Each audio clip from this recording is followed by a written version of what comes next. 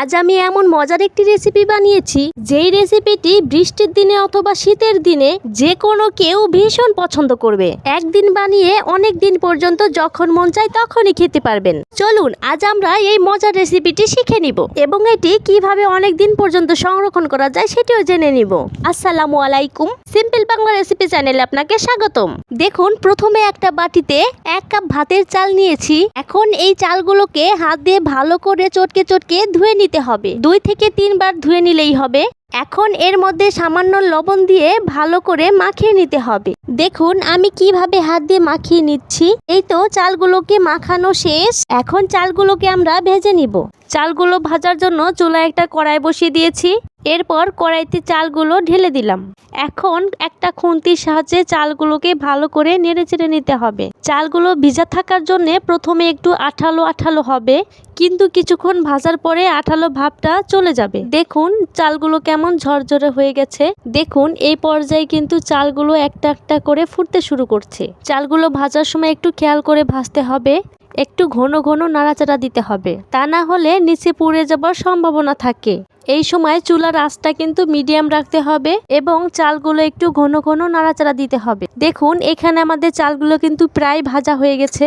আর এই সময়টাতে চালগুলো খুব দ্রুত নেড়েচেড়ে ভেজে নিতে হবে। চালগুলো ভাজা হয়ে গেলে বড় একটা প্লেটে অথবা বড় কোনো ট্রেতে চালগুলো ঢেলে ছড়িয়ে দিতে হবে।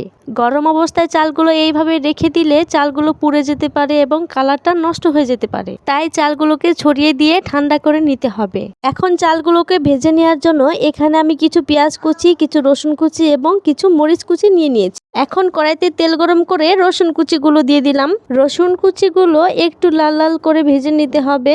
এই তো রসুনগুলো একটু লাল লাল করে ভেজে নেওয়া হয়ে গেছে। এখন এর মধ্যে পেঁয়াজ কুচি এবং মরিচ কুচিগুলো দিয়ে দিব। এখন সবগুলো উপকরণ আমরা ভালো করে ভেজে নিব। পেঁয়াজগুলো যেন তাড়াতাড়ি ভাজা হয় এই জন্য এইখানে আমি একটুখানি লবণ দিয়ে দিব। এখন সবগুলো উপকরণগুলোকে ভালো করে নেড়েচেড়ে লাল লাল করে ভেজে নিতে হবে। দেখুন পেঁয়াজ মরিচগুলোকে ভাজা হয়ে গেছে, খুবই সুন্দর একটা কালার চলে এসেছে। এখন এর মধ্যে আগে থেকে ভেজে রাখা চালগুলো দিয়ে দিব। এই রেসিপিটা খেতে এত সুস্বাদু হয় যে একবার খেয়েছে সে এই রেসিপিটা স্বাদ ভুলতে পারবে না। এখনো যে এই রেসিপিটি খান নাই, আজই বাসায় বানিয়ে ফেলুন। এই বৃষ্টির দিনে এর থেকে সহজ এবং মজাদার কোনো রেসিপি হতেই পারে না। দেখুন এই সবগুলো উপকরণ কিভাবে আমি ভেজে নিচ্ছি। এইগুলো ভালো করে কিছুক্ষণ নেড়ে চেড়ে ভেজে নিতে হবে।